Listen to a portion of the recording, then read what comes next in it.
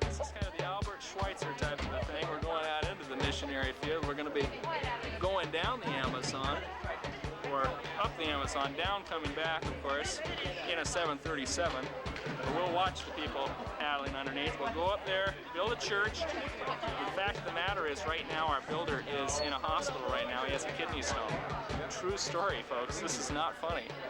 But as we watch this videotape later, we'll know what happened. And somehow I'm sure that we'll praise the Lord for it, because I'm sure He'll take care of it. That's my testimony this evening. There's just something about it, just to be quite honest, that the Amazon, there's a certain appeal about that, and a certain sense of fear, but that gives appeal. I'm starting to sweat just thinking about it. It's intense, very intense.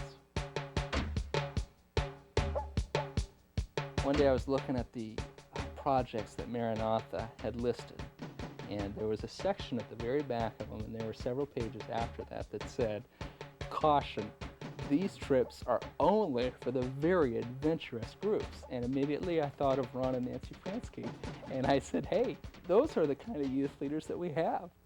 We arrived approximately 3 hours before the plane left, and as we walked into the lobby, we were met by mounds of luggage, total chaos, kids running all over, parents standing there with this sort of stricken look upon their face that it eventually dawned on them that they had agreed to something that was now coming to fruition. They were actually going to part with their kids, starting out in this 6,000-mile odyssey to who knows where, and would they ever see them again? It's exciting. It's a very tremulous experience. It's a separation of mother-child, but it'll be a wonderful 2 weeks. You look like a concerned parent. No, I'm not concerned at all. Is that right? No, they'll take good care of them. Frankly, I did not even at that time had a full list of the people who were going. So I asked Paul for a list of this and started copying down in my book, because I thought, well, if we lost someone along the way, we at least ought to know who it was if we had to go back and get them.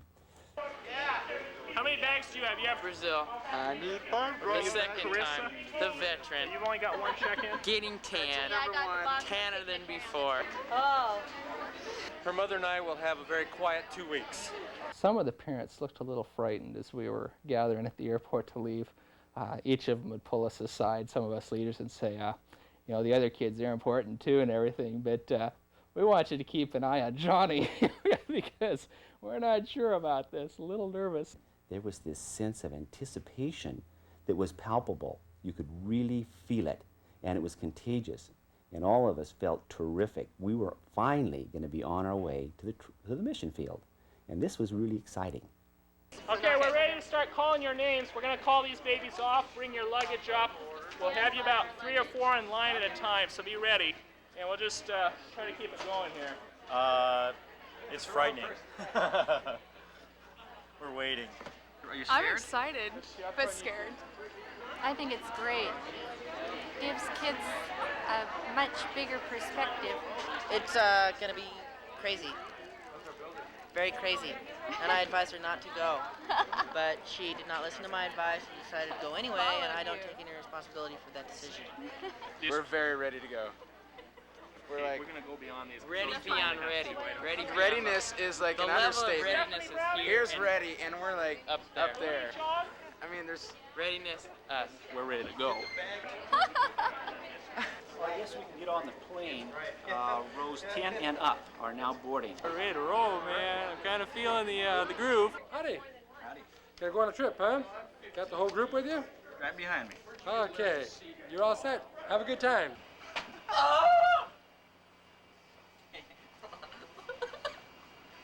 Going to Brazil. Going.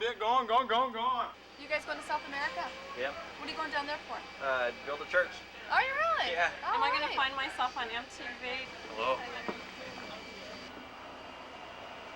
Polish the ceiling. I just hope that I feel this good boarding the plane when I come home.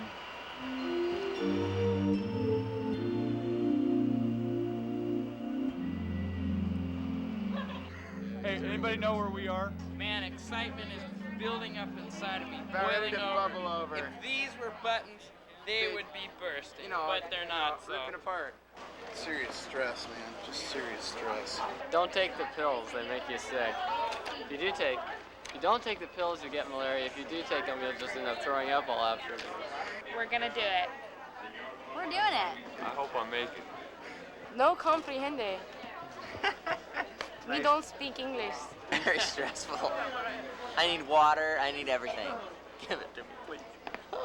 Did I remember that extra roll of toilet paper? Yes, I did. Oh, What a glad. fortunate relief, man. Yes. No, I'm going. Me and my Pepto-Bismol. We're making it all the way.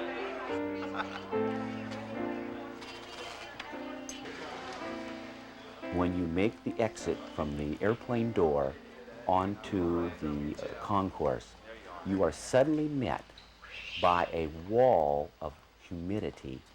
And so instantly these beads of perspiration begin to form on your forehead, and then you feel them run down your temples, off your upper lip, down your back, down your thorax, and finally into your socks. And then you know that you have arrived in Brazil, that your mission experience is now beginning. Bem-vindo ao Brasil. No, this is Brazil. Welcome to it. Oh, I thought we were in Pittsburgh. Good morning, Sunnyside Church. We made it! Hi there. We're glad to join you at Sunnyside Church. We're here in Manaus at the airport, and as you can hear behind the camera, there's an airplane fired up, ready to go. We're just about at our final destination. As we got onto the plane out of Manaus and flew to Tafé, we gained our first real glimpse of the jungle. And there you see this vast expanse and panorama stretching out before your eyes, which is flat, but it's punctuated by little clearings, by taller trees, but this vast mosaic of green stretches out below you. But all we saw was the jungle and water. Those are the two main ingredients, jungle and water. What we're talking about here is the word remote.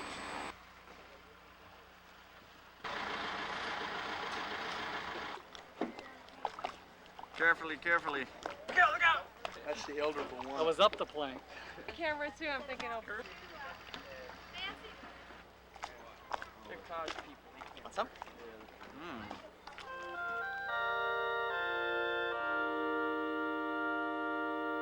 Right now, we're on 020, and we're going up from Tafé to wherever it is that we're going to be building our church. And it's supposed to be about 4 hours. I'm pretty sure we're getting close to it now, but hopefully we'll get there and get some dinner and have something other than airplane food for lunch.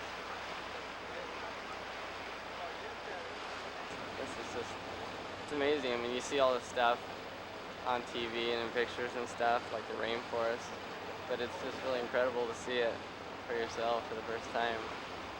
And I've never really been out of the continental, Canada and Mexico and the States. And this is just like too incredible, It's fantastic. This is the best part of the whole trip right here. So I figure we'll try to get it done in about 8 days, and then we can enjoy this part of the trip again on the way home, because we're going to feel like coming home. But at least it's a good way to end it. When we finally pulled in, there was a little bit of a bay that went off of the river where the water was much more still, and it was very peaceful. And I looked up at the town, that you could see the buildings, and at some of the pictures, some of the scenes that are locked in my mind are a couple of people in a canoe just paddling, very peaceful, very quietly, and I couldn't help but think, what's going to happen here in the next 10 or 11 days? How will people like that that are on that canoe be affected by our medical and our dental and our mission. Kind Heavenly Father, thank you for this opportunity. And sometimes we don't know if it's an opportunity or not, but we want to hang in here and do our best job that we can, and we know with your help we can do that. We ask these things in thy name, amen. When Jesus says you reach out to people that are hurting, it means a little more than putting $1 in for the mission offering. Man, it means going out there and risking a little bit, giving a little bit of yourself, because that's what Jesus did. Last year, I thought, when Paul told me we were going to go to Brazil, I thought, oh, that's really cool. We're going to go to Brazil, just for Maranatha to build a church, no big deal. I wasn't really thinking about the spiritual aspect. But, God plays the biggest part in our lives. And that last year is finally when I realized it. Because he opened a whole new book in my life. And it changed my life. And that's why I'm back this year. Sounded like, something that everybody had always talked about as being a really, fun, life-changing experience. And so we just said we'd try, and when everything just kept working out, we decided that's where God wanted us to come. So here we are, and it's been worth it. This was the thing that was captivating. It was an idea that maybe out of this, something greater could occur. Perhaps this was the stone that dropped into the pond of possibilities, so that the ripple effect would not only touch our kids, but the ripple effect could in turn touch the church, our local church, Sunnyside Church, and could also affect our greater Portland area. This is the farthest project we ever done in the Amazon, because we are between 500 to 600 miles from Manaus. Just at the middle of the border that is also to 500 to 600 miles, and the border will be the border between Peru and Colombia.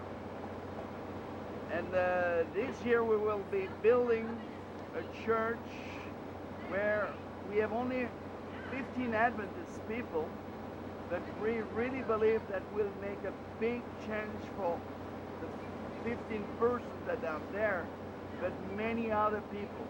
And I'm convinced that real ministry meets their needs, not for the purpose of getting them inside of the cloth, inside of the church or anything. You meet their needs, and they're going to say, hey, there is something positive about a ministry, about a gospel that helps people.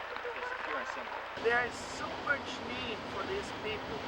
That is, anything we do, as little as it is, will make a change for them. Because they are completely forgotten in the middle of the jungle. Right behind us there's a little building, thatched roof, and there are probably, I'd say, about 30 people standing there waiting to go down into they're resting from the rain, and they're waiting to go down for medical and dental help. Around 9 o'clock in the morning, the day would begin for the medical and dental clinic.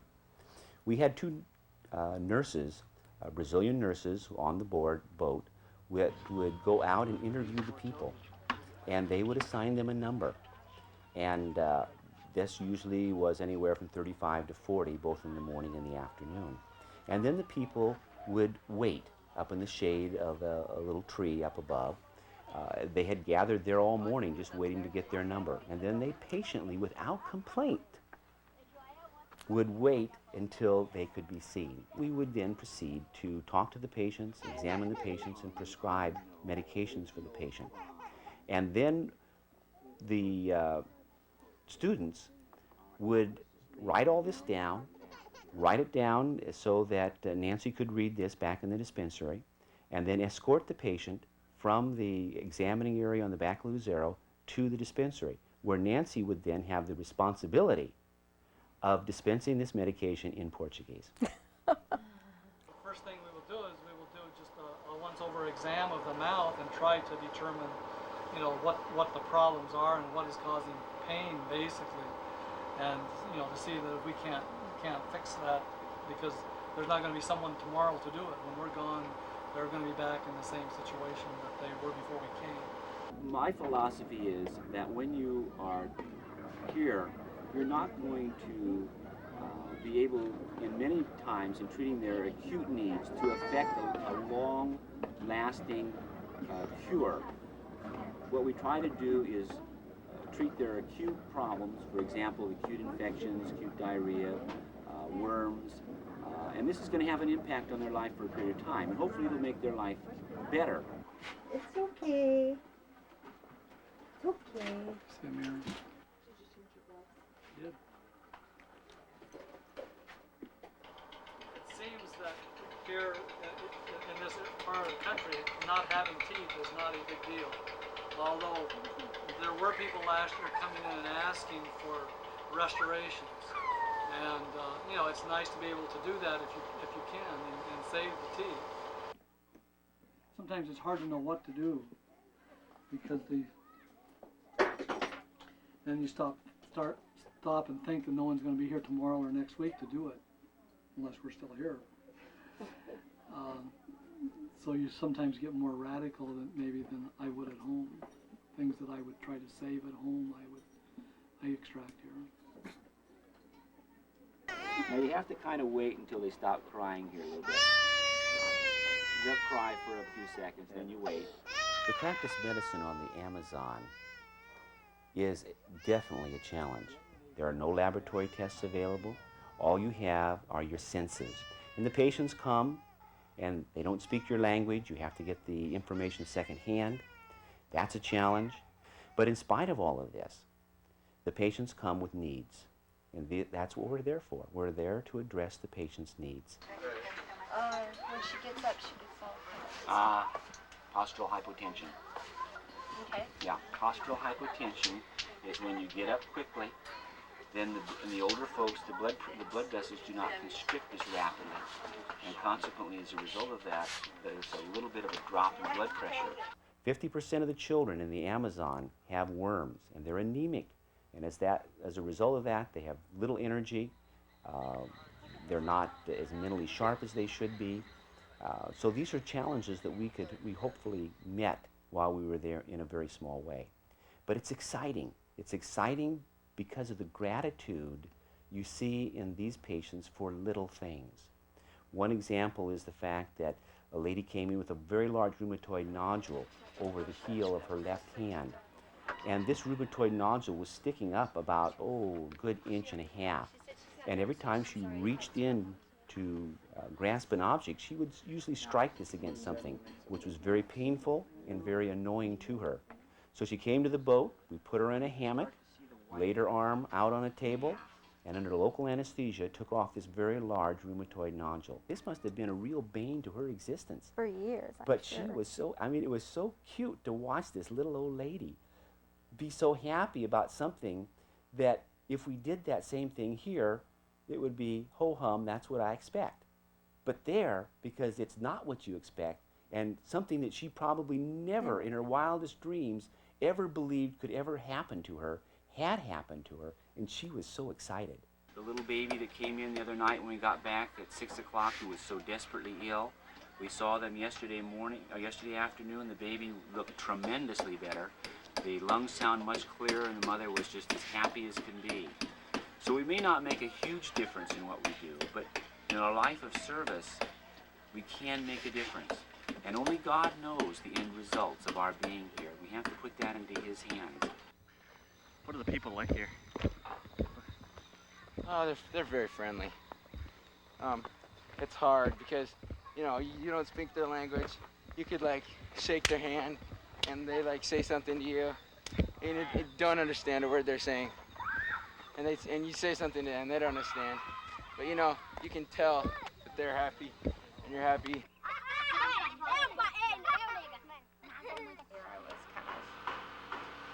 I was scared a little bit. And now? And now I'm not scared at all. I feel comfortable. I feel like I'm part of one of the kids, one of the natives. I feel like I belong. I love the work. You do? Yeah, it makes you feel so good. You feel so healthy. you work really hard and you like sweat and your muscles are sore, and then you like eat like a horse and sleep really hard. It feels good. Are you having a good time?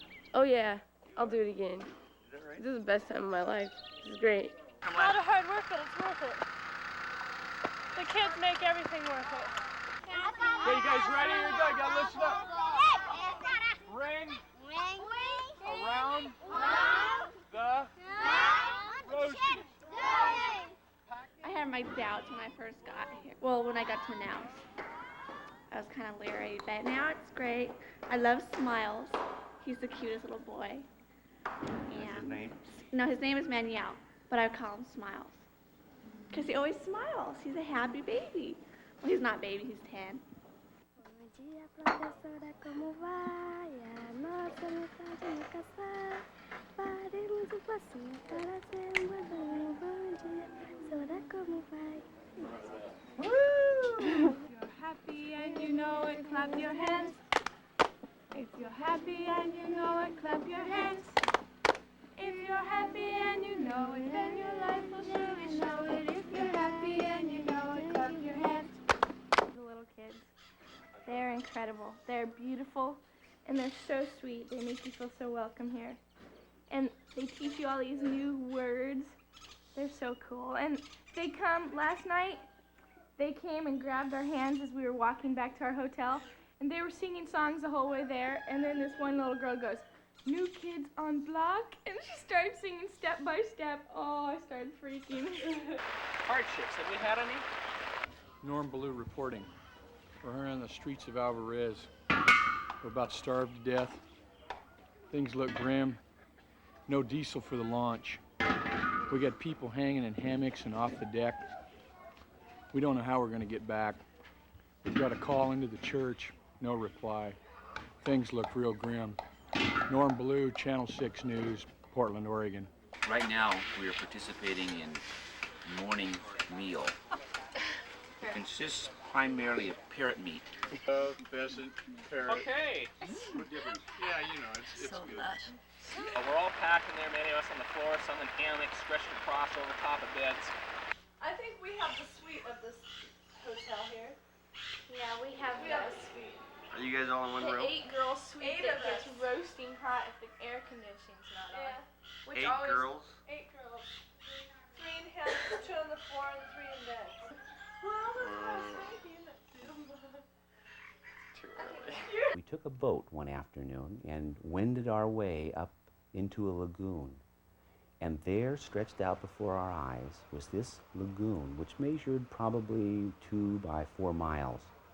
Flat, smooth, the jungle surrounding it on all sides, probably one of the most Edenic sights you'll ever see.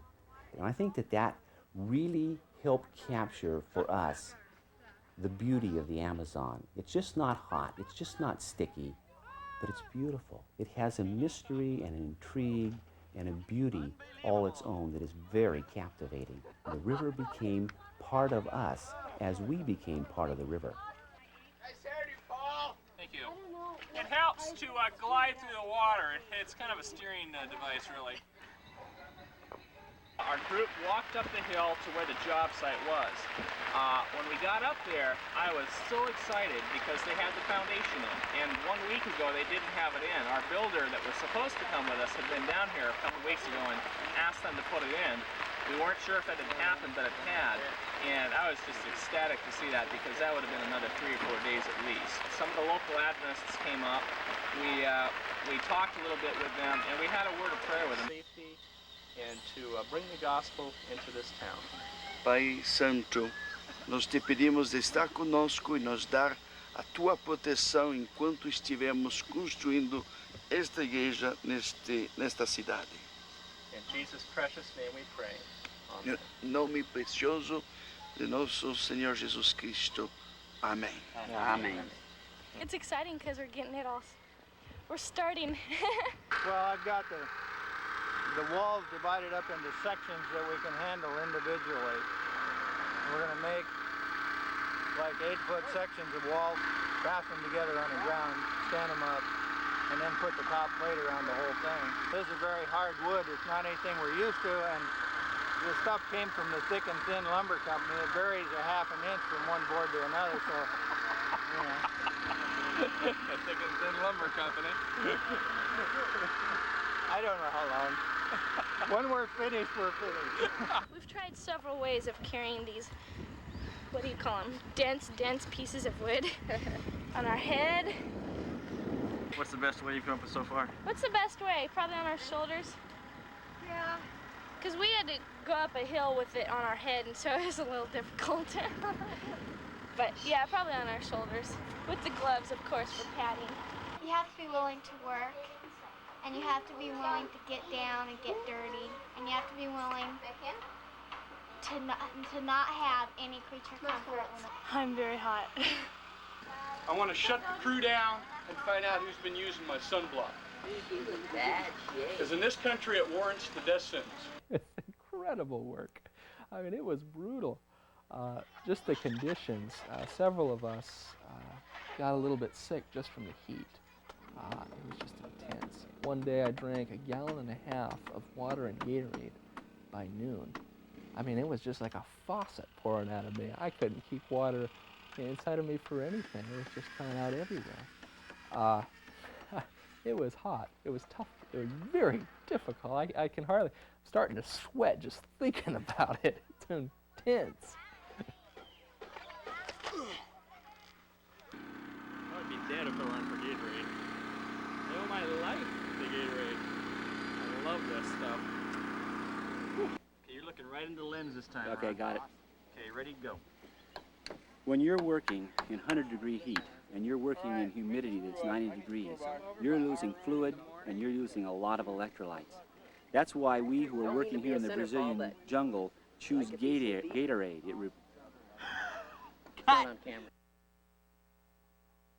As a physician, when I'm working in the Brazilian Amazon, I know that there's a lot of loss of fluids and electrolytes because, As a physician, I am responsible for the health and productivity of the kids. That's why they drink Gatorade for their fluid and electrolyte replacement, because it's the best product under the Brazilian sun.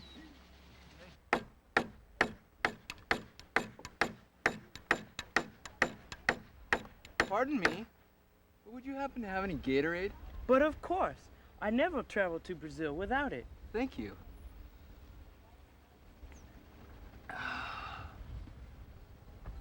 Get yourselves in 3-person crews, get your little space out here, and he's telling me that we've got to use all the boards. So, when they're bent, tell them how to do it. See, if one's bent this way, then put the other one bending this way, start at one end, put a nail, and then put another nail up here. By the other end, just pull it into even. If you nail both ends and then try to squeeze it together, it's too hard to do. That was really kind of the essence, I think, of what happened at the job site, teamwork. As we were carrying those trusses, everybody was putting 110% in because they were excruciatingly heavy. I mean, this wood in the water, some of it sinks. It is like rock. And we carry these trusses around to the side of the building, everybody grunting and groaning, and then some of us would jump up onto the framing and try to hold it, and then there we had some makeshift scaffolding in the middle of the building as we would kind of step it, one step at a time, over to the middle with some people with pieces of wood, 2x3s, holding it up as we kind of put it across. Just the teamwork went very well that day. All these sticks and boards were coming together, and we could see a church. It looked like a sanctuary. Even though these were just trusses that we had built, it was neat to see that kind of that woodwork on the inside of that church, these scissor trusses that looked like a church in there, and that was neat. A nosotros fuimos favorecidos con la construcción de una iglesia para evangelizar en este lugar. We were favored with the construction of a church in this community. There are 6,000 people in this community and only 4 baptized members in the whole place. With this new facility, we'll have a reunion hall that we can use, and we will use it for the preaching of the gospel to help speed the coming of our Lord Jesus Christ. Probably one of the most friendly faces that I saw in that village was the elder of the Adventist community there of just 4 people. Each morning when we walked up to work, he would be out brushing his teeth out of the back window of his home at 6 in the morning, and he'd look at us. And there was something neat there, a bond that happened, because we were doing something for him. He was doing an awful lot for us. And he would look at us in the morning, and even though it was terribly early and already terribly hot, he would hold up his thumb, and he'd look out at us and just grin from ear to ear, because he was getting his church for his town. And it was so fun to do that.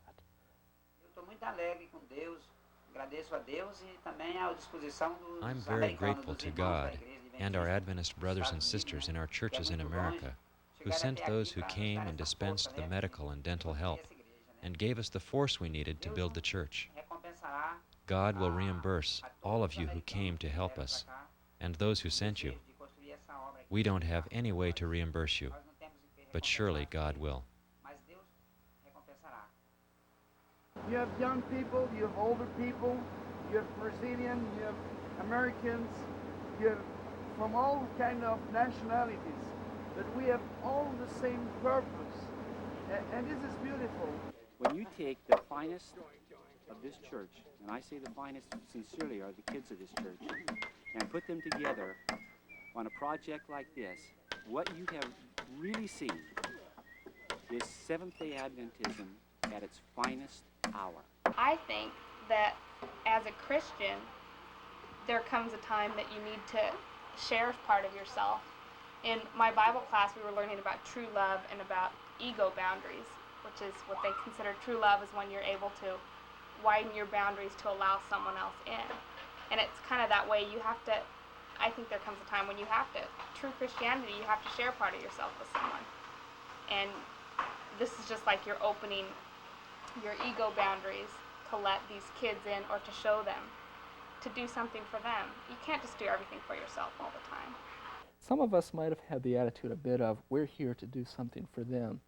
Little did we realize that as we left, they did a lot for us.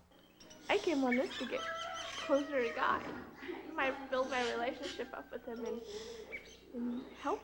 It makes me realize all the stuff I've taken for granted. And when I get back to the States, a lot of people are going to see a big change in me. Sometimes we have to force ourselves to see a need. You have to get out of your environment in order to perceive what's really happening in your own environment. By seeing what happens in Brazil can in turn be interpolated back to what's happening in your own community. And as we see what happens in Brazil, then that fires our imagination and the vision increases. It's exercise that makes a muscle grow bigger. It's exercise of faith that allows you to see visions and to dream dreams. God is not limited by power or the ability to perform, but God is limited by our own lack of faith and our own lack of vision. It's only when we step out and are willing to take risks for God that we can expect great blessings. And I think that if Sunnyside Church is willing to step out in a bold venture of faith, in outreach, in mission outreach to their community, God will perform such wonders that we will be astounded and we will say to ourselves, why didn't we do this before? Look at all the blessings that we have missed. Look, we could have been God's spokesman for all this time. But instead, we've just looked to ourselves. Now is the hour. Now is the time to reach out to our community. And this is what we need to do. We need to dream. We need to look with great vision and not be afraid of the future. God brought us here, not because we're great people, but because He's doing some great things through what little we have. And if Jesus Christ really lives in our hearts, as we say He does, then this transformation will occur in us, so that when those people enter that church, they will really see what Christianity is all about, and they will see Jesus in our lives. All right, the serious questions, and then we'll get to another different one. Serious questions. The kind of questions that make you say, You guys kind of like the Three Stooges here. I was joking around. Three Stooges is very... No. These guys right here. I don't include that. Yeah, we call him Mo, man. So what do you think? Next year, Africa, huh? Africa, that'd be sweet. Oh, I'd do Africa. So Africa 91. Yeah. We got on the boat, and the boat was pulling away from the shore kind of slowly. And 1 foot at a time, we got farther away from them. And I was very moved as I was standing there next to a couple of kids, and there's a gal right next to me, Sonia. She was very stirred, and tears were just rolling down her cheeks, and I couldn't help but think of the song that we'd been singing all week, Soon and Very Soon, where the last verse says, "Never gonna say goodbye." It kind of came back into my mind as some of the tears were welling up in my own eyes as we were getting more and more distant from the kids of that village.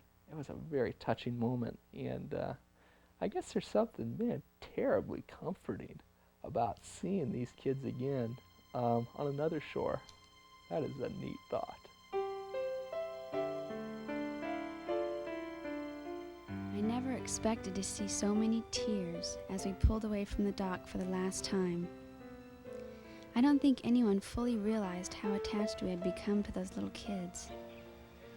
There's nothing quite like the power of acceptance from a little child and their innocent love. It amazes me how a little bit of love can bond even the strangest of strangers. We didn't speak the same language, we didn't have the same ways, and we don't even believe the same things. Yet, in 10 days, our hearts were torn, and a little piece of us was left behind on that dock in Alvarez.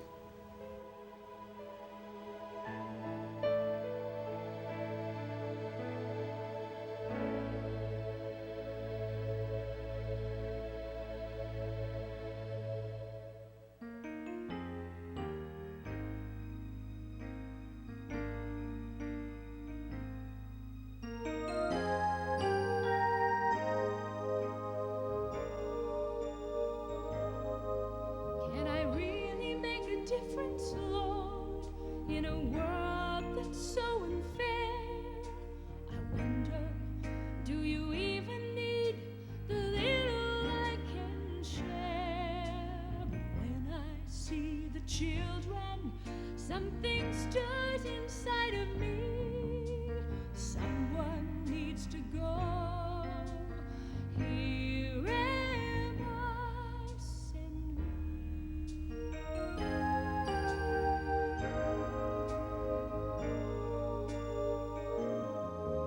Every person is a treasure you've purchased with a price. Let me be a pure reflection of your perfect sacrifice. 'Cause when I see the heartache through the love you gave for free, I want to do my part, oh Lord. So here am I, send me. Open my eyes to the desperate need. Help me offer the most to the very least of these.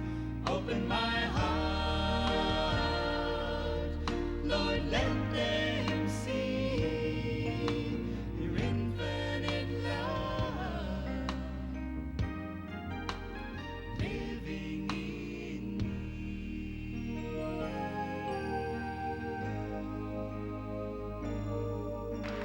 We're just about to the end of the trip as we speak right now. And it's kind of a relief to have a little bit of rain. We're just about done. It won't matter. The mud won't bother us. God is maybe saying, okay, I'm going to give you a little bit of cooling off. Last night was the first night that we actually had electricity all night to have air circulating through our rooms. He gave us a good rest last night. And this rain is very refreshing. It's just about over because I know that after this, just like all the rainstorms, we're going to see a rainbow. And that's God's promise. You're going to make it. When I see